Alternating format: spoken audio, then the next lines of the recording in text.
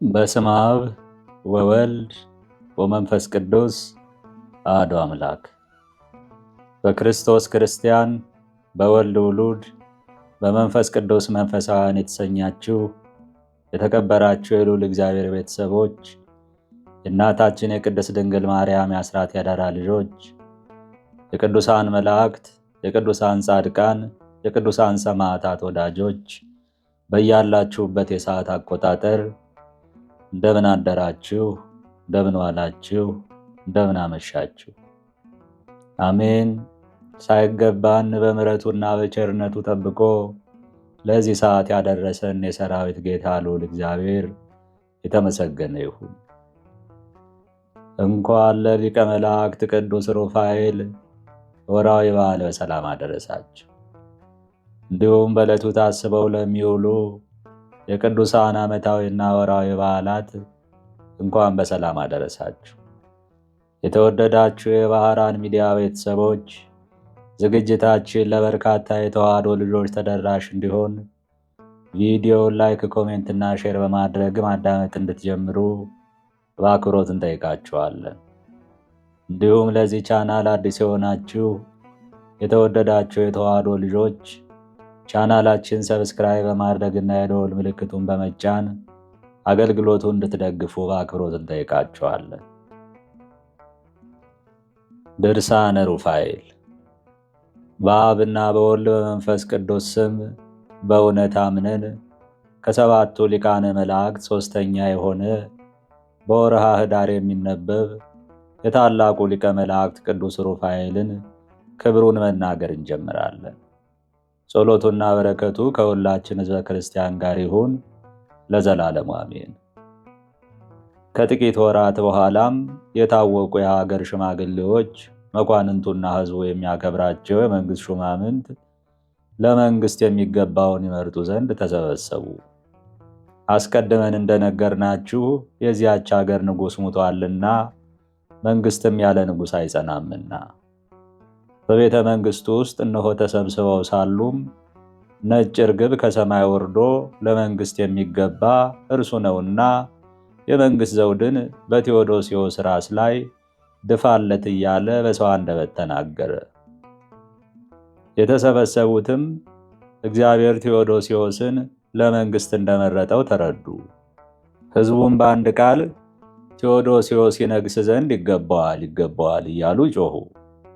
መጽሐፍ እንደተናገረ ድሃን ከወደቀበት የሚያነሳ ትንሹንም ከታላላቅ አለቆችና የሕዝብ ሹማምንት ጋር የሚያስቀምጠው እግዚአብሔር ነውና። ከዚህ በኋላ እምነቱ በጽድቅ ምግባሩን በትሕትና የተገለጸ የቅዱስ ሩፋኤል ወዳጅ የሆነ ንዑድ ክቡር ቴዎዶስዮስን አምጥተው በመንግሥት ዙፋን ላይ አስቀምጠው አነገሱት። በነገሰ ጊዜም ሀገሪቱ ሰላምን አገኘች። ሰራዊቱ ተደሰቱበት፣ ሕዝቡም ወደዱት። በዘመኑም እውነተኛ ፍርድ በዛ። እንዲሁም በሚያደርገው ሁሉ የሚያከብረው በጽኑ ክብር የሚኖር ደግ ዲዮናስዮስም የሮሜ ሊቀ ጳጳስ አርፎ ነበርና በሮም መንበር ሊቀ ጳጳሳት ሆኖ ተሾመ። መንፈስ ቅዱስ ዲዮናስዮስን የሮም ሊቀ ጳጳስ አድርገው ይሾሙት ዘንድ አነሳስቷቸዋልና። እርሱም በመንበረ ጵጵስናው በተቀመጠ ጊዜ ቅድስት ቤተ ክርስቲያን ተስፋፋች። በጌታችን ኢየሱስ ክርስቶስ የሚታመኑ ምዕመናንም እየበዙ ሄዱ። ክህነትና መንግሥት በአንድነት እግዚአብሔርን ያመሰግኑታል ተብሎ በመጽሐፍ የተጻፈውም ተፈጸመ። ይህ ሁሉ የሆነውም በሊቀ መላእክት ቅዱስ ሩፋኤል አማላጅነት ነው። ብቻቸውን ሲሆኑም የጥንቱ ኑሯቸውን ያስቡ ነበር። ዲዮናስዮስም ለቴዎዶስዮስ በራእይ ያየኸውን የወርቅ ዘውድ ልዑል እግዚአብሔር ፈጸመልህ፣ ለእኔም የተሰጠ መክፈቻ እውነት ሆኖ ተገለጠ። ጌታችንና አምላካችን ኢየሱስ ክርስቶስ ለሐዋርያው ቅዱስ ጴጥሮስ ለአንተስ መክፈቻን እሰጥሃለሁ እንዳለው መክፈቻ ከእግዚአብሔር ዘንድ የምትሰጥ መንፈሳዊት ሥልጣን ናትና አለው። ንጉሥ ቴዎዶስዮስም ወንድሜ ሆይ የቀደመ መከራችንን አንርሳ፣ በታላቁ ሊቀ መላእክት በቅዱስ ሩፋኤል አማላጅነት እግዚአብሔር ይህን ደስታና ክብር ከፍ ያለ ሹመትም እንደሰጠን እናስብ ዘንድ ይገባል ይለው ነበር።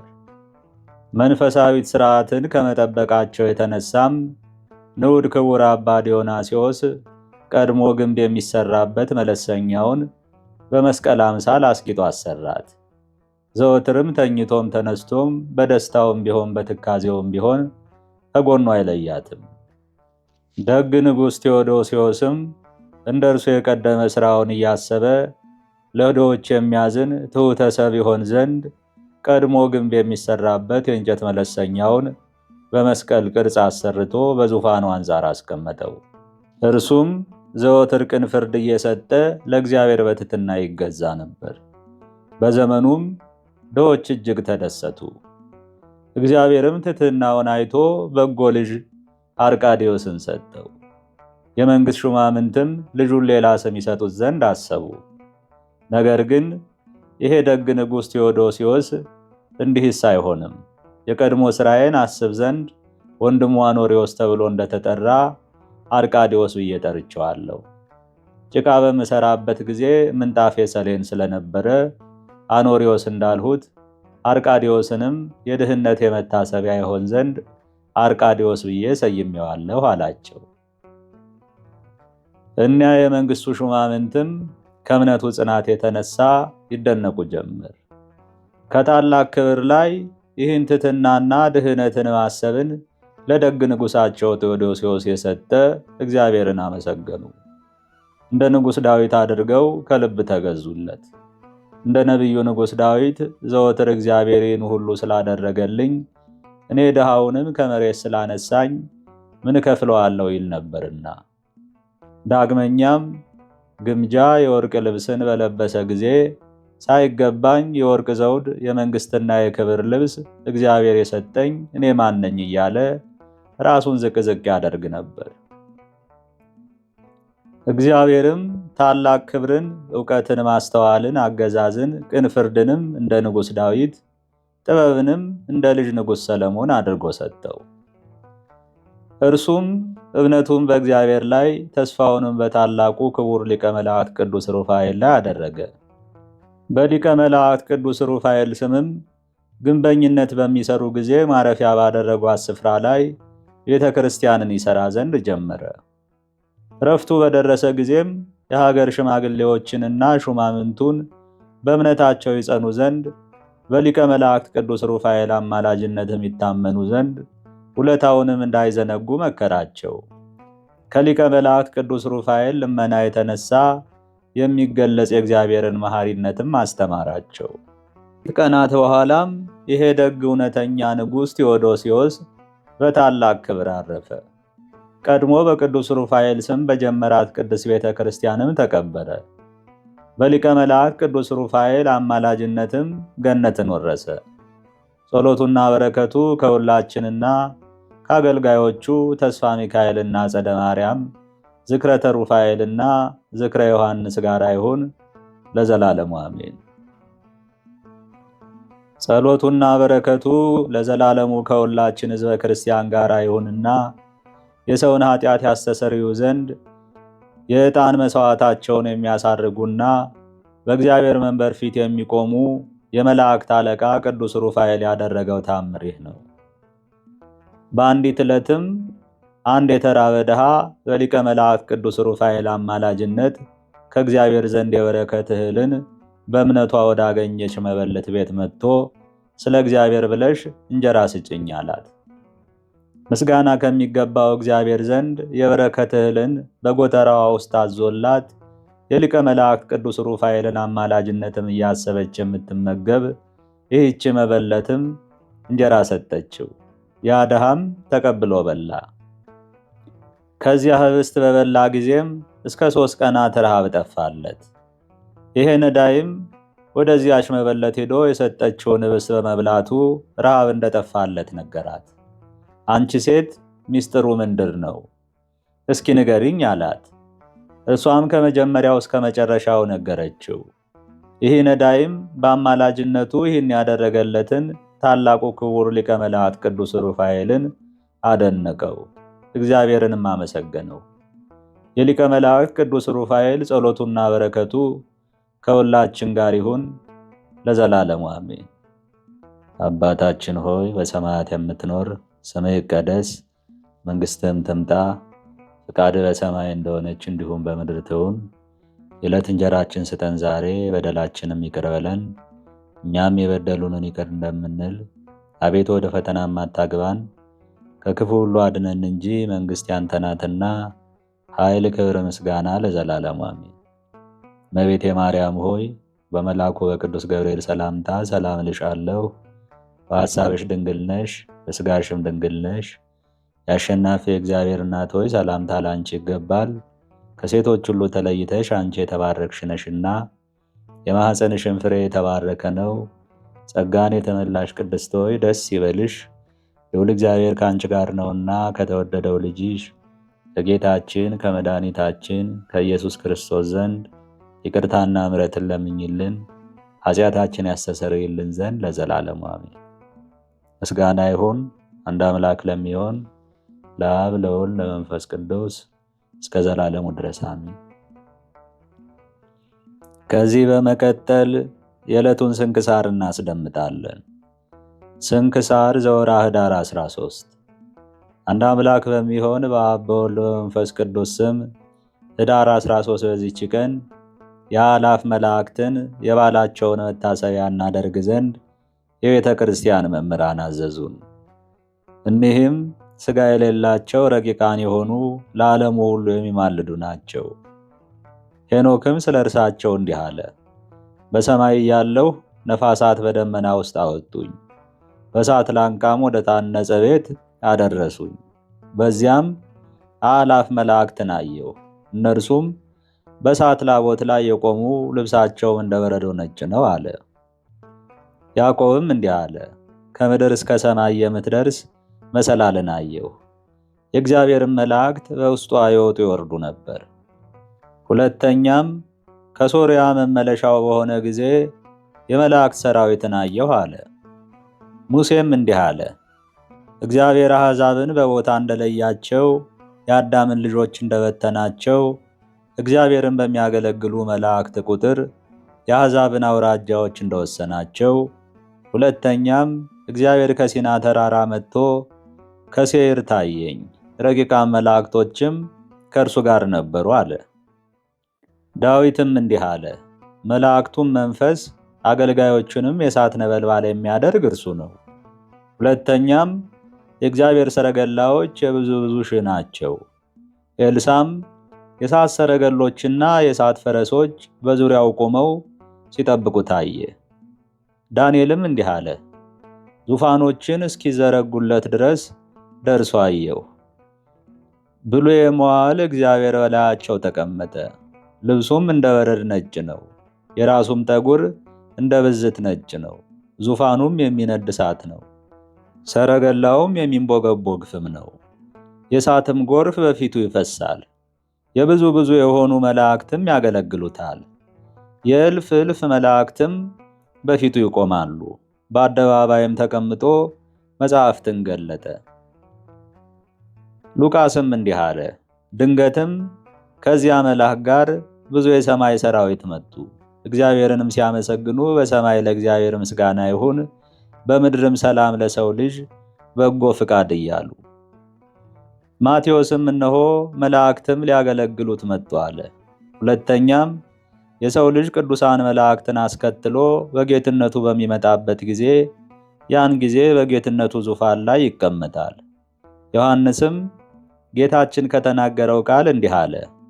እውነት እውነት እላችኋለሁ ከእንግዲህ ወዲህ ሰማዮች ሲከፈቱ የእግዚአብሔርን መላእክት ወደ ሰው ልጅ ሲወርዱና ሲወጡ ታያላችሁ አላቸው የሚል ነው። ሐዋርያው ይሁዳም እነሆ እግዚአብሔር ይፈርድ ዘንድ አእላፍ የሆኑ ቅዱሳን መላእክቶቹን አስከትሎ ይመጣል አለ። የቤተ ክርስቲያን ሊቃውንትም የማዕረጋቸውን ደረጃ ወይም አይነት እንዲህ ብለው ተናገሩ። መላእክት፣ አጋስት፣ ስልጣናት፣ ኃይላት፣ መናብርት፣ መኳንንት፣ ሊቃናት፣ አርባብ፣ ኪሩቤል፣ ሱራፌል ብለው ተናገሩ። ለእግዚአብሔር ምስጋና ይሁን። እኛንም በእኒህ በቅዱሳን መላእክቶች አማላጅነት ይማረን፣ በረከታቸውም ከእኛ ጋር ትኑር ለዘላለሙ አሜን።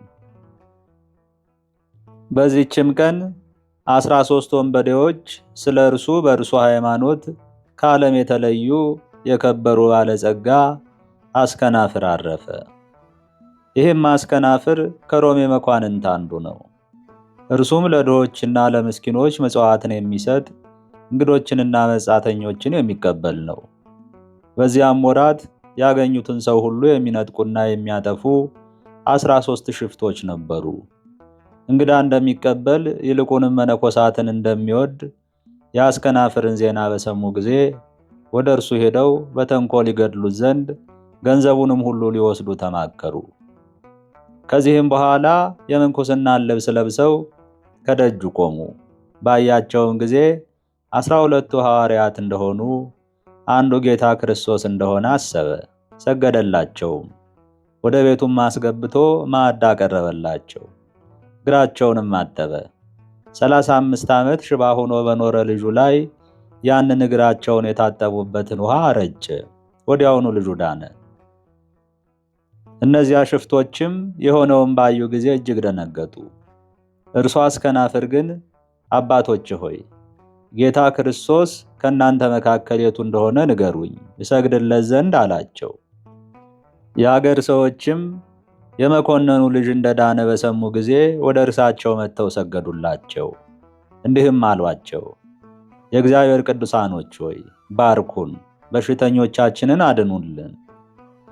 ከዚህም በኋላ እኒያ ወንበዴዎች ሾተሎቻቸውን አውጥተው በእርሳቸው ልንገድልህ በወደድንበት እኛን ይገድሉን ዘንድ እኒህን ሾተሎች ውሰድ አሉት።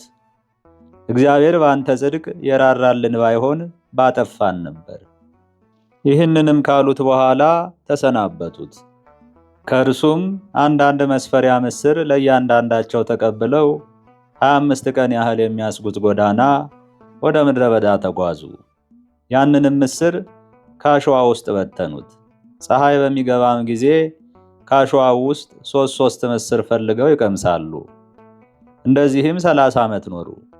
ከዚህም በኋላ ከሃዲ መኮንን በመጣ ጊዜ እርሱ ወዳለበት ሄደው በጌታችን ታመኑ። እርሱም ገደላቸውና የሰማዕትነት አክሊልን ተቀበሉ። ለእግዚአብሔር ምስጋና ይሁን። እኛንም በአስከናፍርና በእኒህ ቅዱሳን ጸሎት ይማረን ለዘላለሙ አሜን። በዚህችም ቀን የሀገረ እንጽና ኤጲስቆጶስ የከበረ አባት ጢሞቴዎስ አረፈ። ይህም ቅዱስ ከታናሽነቱ ጀምሮ ልቡ ንጹሕ የሆነ ጻድቅ ሰው ነው። ታላቅ ተጋድሎንም የተጋደለ ነው። የእንጽና ሀገር መኮንንም ለሰዎች የቀናች ሃይማኖትን በማስተማሩና በክብር ባለቤት በጌታችን ኢየሱስ ክርስቶስ ስላመነ ይዞ ጽኑ ስቃይን ብዙ ዘመናት አሰቃየው። ከእስር ቤትም አውጥቶ ጽኑ ስቃይን አሰቃይቶ ወደ እስር ቤት ይመልሰው ነበር። ከእርሱም ጋር ስለ ሃይማኖት የታሰሩ ብዙዎች ቅዱሳን ሰማዕታት ነበሩ። ከሳቸውም በወህኒ ቤት ጥቂቶች እስከቀሩ ድረስ ያ ከሃዲ መኮንን ብዙዎችን አውጥቶ አሰቃይቶ ንጹሕ ደማቸውን በማፍሰስ ፈጃቸው። ከዚህም በኋላ ከሃዲውን ንጉሥ ዲዮቅልጥያኖስን እግዚአብሔር ባጠፋው ጊዜ እግዚአብሔርን የሚወድ ጻድቅ ሰው ቆስጠንጢኖስ ነገሰ። በዚያንም ጊዜ ክርስቶስን በመታመን የታሰሩትን ሁሉ ይፈቷቸው ዘንድ መልእክቱ በሀገሮቹ ሁሉ ደረሰች። ይህ ቅዱስ አባት ጢሞቴዎስም ከእስር ቤት በወጣ ጊዜ በሀገረ ስብከቱ ያሉትን መነኮሳቱንና ካህናቱን ሁሉ ሰበሰባቸው። ስለዚያ ስላሰቃየው መኮንን ነፍስ ድህነትም እግዚአብሔርን እየለመነ ከማታ እስከ ጠዋት ድረስ ፍጹም የሆነ ጸሎትን በማድረግ አደረ። እንዲህም ብሎ ጸለየለት፣ አቤቱ ይህን መኮንን ማረው፣ እርሱ ለእኔ ታላላቆች የሆኑ በጎ ነገሮችን አድርጎልኛልና ወደ አንተም ለመድረሴ ምክንያት ሆኖኛልና አቤቱ እንዲሁ በአንተ አምኖ ወደ አንተ ይደርስ ዘንድ ምክንያት አድርግለት። የዚህ አባትም ልብ ከቂም ከበቀል የነጻ በመሆኑ ሰዎች አደነቁ። ይምረው ዘንድ ነፍሱንም ያድንለት ዘንድ አባ ጢሞቴዎስ ስለ እርሱ ወደ እግዚአብሔር እንደሚለምን ለመኮንኑ ነገሩት። መኮንኑም ሰምቶ እጅግ አደነቀ። እንዲህም አለ፣ እኔ ግን ጽኑ ስቃይን ስላሰቃየሁት እንደሚረግመኝ አስብ ነበር። አሁን እርሱ ግን ስለ እኔ ምሕረትን ይለምናል። የእኒህ ክርስቲያን ሃይማኖታቸው በውስጡ የተሰወረ ሰማያዊ የሆነ ምስጢር አለ። ከዚህም በኋላ መኮንኑ ልኮ ይህን አባት ጢሞቴዎስን አስመጣውና ስለ ክርስትና ሕግ ያስረዳው ዘንድ ለመነው። እርሱም ከዓለም መፈጠር ጀምሮ ያለውን ገለጠለት። ዳግመኛም የወልደ እግዚአብሔርን ሰው የሆነበትን ምክንያት ከብዙ ዓመታትም አስቀድሞ ነቢያት ስለ እርሱ ትንቢት እንደተናገሩ ከእመቤታችን ከቅድስት ድንግል ማርያም የእግዚአብሔር ልጅ ሰው በመሆኑ ትንቢታቸው እንደተፈጸመ ስለ እኛ መከራ ተቀብሎ ተሰቅሎ ስለመሞቱ፣ ስለ ትንሣኤውና ስለ ዕርገቱ፣ ዳግመኛም ለፍርድ ስለ መምጣቱ አስረዳው። መኮንኑም በክብር ባለቤት ጌታችን ኢየሱስ ክርስቶስ አምኖ በዚህ አባት እጅ የክርስትና ጥምቀትን ተጠመቀ። ሹመቱንም ትቶ መነኮሰ፣ በገድልም ተጠመደ። ከዚህም አባት ጢሞቴዎስ መንጋዎች ውስጥ የተቆጠረ ሆነ። ይህም አባት ጢሞቴዎስ የቀረ ዘመኑን መንጋዎቹን ሁልጊዜ እያስተማረ በቀናች ሃይማኖትም ላይ እያጸናቸው ኑሮ በሰላም በፍቅር አንድነት አረፈ። ለእግዚአብሔር ምስጋና ይሁን። የዚህም አባት በረከት ከኛ ጋር ትኑር ለዘላለሙ አሜን። በዚህችም ቀን ለአባቶች ሊቃነ ጳጳሳት 64ኛ የሆነ የእስክንድርያ ሊቀ ጳጳሳት ቅዱስ አባት ዘካርያስ አረፈ። ይህም አባት ከእስክንድርያ ሰዎች ወገን ነው። በቤተ ክርስቲያንም ንብረት ሁሉ ላይ መጋቢነትና ቅስና ተሾመ። እርሱም በተጋድሎ የጸና ንጹሕ ድንግል ነው። በጠባዩም የዋህ ቅን የሆነ በዕድሜውም የሸመገለ ነው። ሊቀ ጳጳሳት አባ ፊላታዎስም ባረፈ ጊዜ ለዚህ ሹመት የሚገባ ሰው ይመርጡ ዘንድ በእግዚአብሔር ምክር ኤጲስቆጶሳት ተሰበሰቡ። እነርሱም ለዚህ ሹመት ስለሚሻል ሰው በወንጌላዊ ማርቆስ ቤተ ክርስቲያን ተሰብስበው እየተነጋገሩ ሳሉ እነሆ አንድ ሰው መማለጃ በመስጠት ያለ ኤጲስቆጶሳት ፍቃድ ሊቀ ጵጵስና ይሾሙት ዘንድ ከንጉሥ የመልእክት ደብዳቤ ይዞ እንደሚመጣ ከእርሱም ጋር ከንጉሥ የተቀበላቸው ጭፍሮች እንዳሉ ሰሙ። ኤጲስቆጶሳቱም የአባቶቻችንን የሐዋርያትን ሥርዓት በመተላለፍ መማለጃ በመስጠት ስለሚደረገው የሊቀ ጵጵስና ሹመት አዘኑ። ስለዚህም እርሱ ራሱ የመረጠውን ይሾምላቸው ዘንድ ወደ እግዚአብሔር ተግተው በማዘውተር የሚጸልዩና የሚማልዱ ሆኑ። እነርሱም እግዚአብሔርን እየለመኑ ሳሉ እነሆ ይህ አባት ዘካርያስ ከቤተ ክርስቲያን ጫፍ በመሰላል ሲወርድ ሆምጣጤ የተመላ እንስራ በእጁ ይዞ ነበር። እግሩንም አድጦት ከመሰላሉ ጫፍ እስከ ታች ወደቀ። እንስራውንም እንደያዘ ፈጥኖ ተነሳ። እንስራውም አልተሰበረም፣ ሆምጣጤውም አልፈሰሰም። ኤጲስቆጶሳቱም ይህን ምልክት ባዩ ጊዜ እጅግ አደነቁ። የአገሩንም ሰዎች ትንሹንም ትልቁንም ስለ እርሱ ጠየቋቸው። እነርሱም ጽድቁንና ትሩፋቱን ተናገሩ። ስለ እርሱም መሾም ሁሉም ተስማምተው ይህን አባ ዘካርያስን በእስክንድርያ ሀገር ላይ ሊቀ ጵጵስና ሾሙት። ከዚህም በኋላ ብዙ መከራና ሐዘን በላዩ ከግብፅ ንጉሥ ለሐክም ዘንድ ደረሰበት። በዚያም ወራት ከአባ መቃርስ ገዳም አንድ መነኩሴ ወደ እርሱ መጥቶ ኤጲስቆጶስነት ሹመኝ አለው። አባ ዘካርያስም ልጄ ሆይ ታገስ፣ አባቶቻችን ሐዋርያትም ያዘዙትን ሥርዓት አትተላለፍ፣ ግን ወደ ገዳም ተመልሰህ ስለ ነፍስህ ድህነት ተጋደል፣ እግዚአብሔርም የፈቀደው ይሁን አለው። ይህንንም በጎ ምክር በሰማ ጊዜ ያ መነኩሴ ተቆጣ። በልቡም ሰይጣን አደረበትና ወደ ግብፅ ንጉሥ ሂዶ በሐሰት ነገር አባ ዘካርያስን ወነጀለው። ንጉሡም የከበረ አባት ዘካርያስን ይዞ አሰረው። ከዚህም በኋላ ተነጣጥቀው ይበሉት ዘንድ ለአንበሶች ጣለው። አንበሶችም ከቶ አልቀረቡትም። ንጉሡም የአንበሶቹን ጠባቂ ተቆጣ፣ ከሊቀ ጳጳሳቱ ጉቦ የተቀበሉ መስሎት ነበርና። ከዚህም በኋላ አንበሶቹን አስራባቸውና ሊቀ ጳጳሳቱን የላም ደም ቀብቶ በድጋሜ ለአንበሶች ጣለው። እነርሱም ከቶ አልቀረቡትም። ንጉሡም አደነቀ። ከአንበሶቹ መካከልም እንዲያወጡ ታዘዘ። ከዚህም በኋላ 3 ወር አሰረው። ሁልጊዜም እንዲህ የሚለው ሆነ፣ የክርስቲያንን ሃይማኖት ትተህ ወደ እኛ ሃይማኖት ካልገባህ አለበለዚያ እኔ አሰቃይቼ በሰይፍ እገድልሃለሁ። ዳግመኛ ለአንበሶች እሰጥሃለሁ ወይም ከእሳት ውስጥ እጨምርሃለሁ። የከበረ አባ ዘካርያስ ግን በሃይማኖቱ በመጽናት ምንም አልፈራም። ሁለተኛም ብዙ ቃል ኪዳኖቹን ገባለት። እንዲህም አለው፣ ትእዛዜን ተቀብለህ ወደ ሃይማኖቴ ብትገባ እኔ ብዙ ሀብት እሰጥሃለሁ። በሁሉ መሳፍንትም ላይ መስፍን አድርጌ እሾምሃለሁ። ቅዱስ አባት ዘካርያስም በዓለም ያለ መንግሥትን ሁሉ እሰጠኝም የቀናች ሃይማኖቴን አልተውም ብሎ መለሰለት። ከዚህም በኋላ ጥቂት ቀን አስሮ ለቀቀው። ከእስር ቤትም ወጥቶ አባ ዘካርያስ ወደ አስቄጥስ ገዳም ሄደ። ንጉሡንም ስለመፍራት ከእርሱ ጋር የሄዱ ብዙ ኤጲስቆጶሳት ነበሩ። በሚገዛቸው አገሮች ሁሉ ያሉትን አብያተ ክርስቲያናት ሁሉንም እንዲያፈርሷቸው ንጉሥ አዞ ነበርና። ታላቅ ስቃይንም እያሰቃየ ብዙዎች ክርስቲያኖችን ከሃይማኖታቸው አወጣቸው።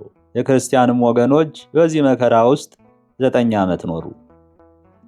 ከ9 ዓመትም በኋላ ክብር ይግባውና ጌታችን ኢየሱስ ክርስቶስ ሕዝቡን ይቅር አለ፣ ቁጣውንም መለሰ፣ መከራውንም ሁሉ ከላያቸው አስወገደ።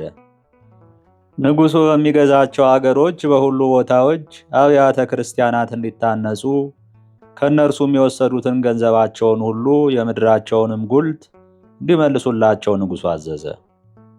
ከዚህም በኋላ ሁሉም አብያተ ክርስቲያናት ተሰሩ። ከፊተኛውም እጅግ የተሻሻሉ ሆነው ዳግመኛ ታደሱ። ይህም አባ ዘካርያስ ብዙዎች አብያተ ክርስቲያናትን ሠራ። ክርስቲያኖችም በአብያተ ክርስቲያኖቻቸው በሚጸልዩና በሚቀድሱ ጊዜ ያለ ስጋት ደወሎቻቸውን እንዲደውሉ ንጉሡ አዘዘ። ክርስቲያኖቹም በታላቅ ደስታ የሚኖሩ ሆኑ። የቤተ ክርስቲያን ሕግ ሁሉ የቀና ሆኗልና። ይህም አባት አብያተ ክርስቲያናትን እያሰራ የሚያሻቸውንም እያሰበ 12 ዓመት ኖረ። በአንዲት ዕለትም በሥጋው ለምጽ ያለበት ስሙ መርቆሬዎስ የሚባል ኤጲስቆጶስ ወደ እርሱ መጣ። አባ ዘካርያስም በትሕትና በቅን ልቡና እንዲህ አለው፣ ወንድሜ አባ መርቆሬዎስ ሆይ በአንተ ላይ ስለደረሰ ስለዚህ ደዌ እኔም በጸሎት እረዳሃለሁ። እግዚአብሔር ሙሴን በፍርድ ውስጥ ለማንም አታዳላ ያለውን አንተ ታውቃለህ። ስለዚህ ይህ የለምጽ ደዌ በላይህ እያለ ክህነት አይገባህም፣ መጽሐፍ ርኩስ ነው ብሎታልና አለው። ኤጲስቆጶሱ አባ መርቆሬዎስም አለቀሰና አባቴ በጸሎት እርዳኝ አለው። ከዚህም በኋላ ከእርሱ ዘንድ ወጥቶ ሄደ። በሀገረ ስብከቱ ወዳለች የእመቤታችን የቅድስት ድንግል ማርያም ቤተ ክርስቲያን ውስጥ ገባ። ከዚህም ደዌ ታነጻው ዘንድ ወደ እርሷ በመጸለይና በመማለድ እያለቀሰ በእመቤታችን ማርያም ስዕል ፊት ቆሞ ከሰኞ ጠዋት ጀምሮ እንዲህ እያደረገ ቀንና ሌሊት እየጸለየና እየጾመ ኖረ። በረቡዕ ዕለትም በ9 ሰዓት ደክሞት የእመቤታችን የቅድስት ድንግል ማርያም ስዕል ከበላዩ ካለችበት ግድግዳ ላይ ራሱን አስጠግቶ አንቀላፋ። በእንቅልፉም ውስጥ ሳለ የስዕሊቱ እጅ ሥጋውን ሲዳስስ አየ። በዚያንም ጊዜ ነቅቶ ሥጋው ከለምጹ ነጽቶ አገኘው። ታላቅ ደስታም አደረገ። ጌታችን ኢየሱስ ክርስቶስንም አመሰገነው። እመቤታችን ቅድስት ድንግል ማርያምንም አመሰገናት። ረዱም ሲመጣ ና ልጄ ሆይ ሥጋዬን እይ፣ እመቤቴ ማርያም ከደዌ አንጽታኛለችና አለው። በዚያችን ቤተ ክርስቲያን ውስጥ እግዚአብሔርን እያመሰገነ እስከ ቀዳሚት ሰንበት ድረስ ኖረ። ከዚህም በኋላ ተነስቶ ወደ ሊቀ ጳጳሳት አባ ዘካርያስ ሄደ። በዕለተ እሑድ በቤተ ክርስቲያን ውስጥ እያለ በእርሱ ላይ የሆነውን አስረዳው። እንዲህም አለው፣ ይህ ሁሉ የተደረገልኝ በከበረች ጸሎትህ ነው። የከበረ አባ ዘካርያስም እንዲህ ብሎ መለሰለት፣ እግዚአብሔር ንጹሕና ቅን የሆነ ልቡናህን ተመልክቶ ልመናህንና እንባህንም ተቀብሎ ከደዌህ አነጻህ። አሁንም ከተቀበልከው ጸጋ እንባረክ ዘንድ ቀድሰ ሥጋውንና ደሙን ልታቀብለን ይገባሃል። ያን ጊዜም መሥዋዕትን ሰርቶ ቀድሶ ሥጋውንና ደሙን አቀበላቸው። በቤተ ክርስቲያን ያሉትም ሁሉ ከእርሱ ቡራኬ ተቀበሉ። ስለዚህ ምልክትም አደነቁ። ድንቆች ታምራትን የሚያደርግ እግዚአብሔርንም አመሰገኑት። ሁለተኛም አንድ ዲያቆን ወደ አባ ዘካርያስ መጥቶ ሰገደለት፣ በፊቱም አለቀሰ። እግሮቹንም እየሳመ እንዲህ አለው፣ አባቴ ሆይ ራራልኝ፣ እኔ ተሳስቼ በኃጢአት ወድቄአለሁና። ወዲያውኑ ሥጋዬ ሁሉ ለምጽ ሆነ። አባ ዘካርያስም ልጄ ሆይ በእግዚአብሔር ፊት በድካም ላይ መጽናት ይቻልሃልን? አለው። አዎን አባቴ ሆይ ያዘዝከኝን ሁሉ አደርጋለሁ አለ። በዚያንም ጊዜ በእርሱ ዘንድ በጨለማ ቤት ዘጋበትና እንዲህ ብሎ አዘዘው። ፊቱን ወደ ምስራቅ መልሶ በመቆም በቀንም በሌሊትም ስለ ኃጢአቱ እየተጸጸተ ወደ እግዚአብሔር በጸሎት እንዲማልድ አባ ዘካርያስም ከ3 ቀኖች በኋላ ጥቂት እንጀራ በሚዛን መዝኖ ጥቂት ውሃም ሰጠው። 3 ሱባኤዎችም እንዲህ አድርጎ ሥጋውን ጎበኘ። ለምጹንም አገኘው። በወር መጨረሻም ጎበኘው። ለምጹም በሥጋው ላይ አገኘ። ልጄ ሆይ በርታ፣ አትፍራ አለው። 40 ቀኖችም ከተፈጸሙ በኋላ ጎበኘው። ሥጋው ከለምጹ ነጽቶ አገኘው። ዘይትንም ቀባው። ልጄ ሆይ እነሆ ድነሃል፣ ነፍስህን ጠብቅ። ከእንግዲህም ዳግመኛ ወደ ኃጢአት ሥራ እንዳትመለስ ተጠበቅ። አሁንም በሰላም ወደ ቤት ግባ አለው። እርሱም የተመሰገነ እግዚአብሔርን እያመሰገነ ወደ ቤቱ ገባ። እግዚአብሔርም በዚህ አባት እጆች ድንቆች ታምራትን አደረገ። በሹመቱም ወንበር 28 ዓመት ከኖረ በኋላ በሰላም አረፈ። ይኸውም ከንጹሐን ሰማዕታት ዘመን በ760 ነው። ለእግዚአብሔርም ምስጋና ይሁን። እኛንም በዚህ አባት ጸሎት ይማረን፣ በረከቱም ከእኛ ጋር ትኑር ለዘላለሙ አሜን። ኅዳር 13 ቀን የሚከበሩ ዓመታዊ የቅዱሳን በዓላት፣ አንደኛ አእላፍ 99ኙ ነገደ መላእክት፣ ሁለተኛ ቅዱስ አስከናፍር ሮማዊ፣ ሦስተኛ 13ቱ ግዑዛን አበው ሽፍቶች የነበሩ፣ አራተኛ ቅዱስ ጢሞቴዎስ ዘእንጽና፣ አምስተኛ አባ ዘካርያስ ሊቀ ጳጳሳት።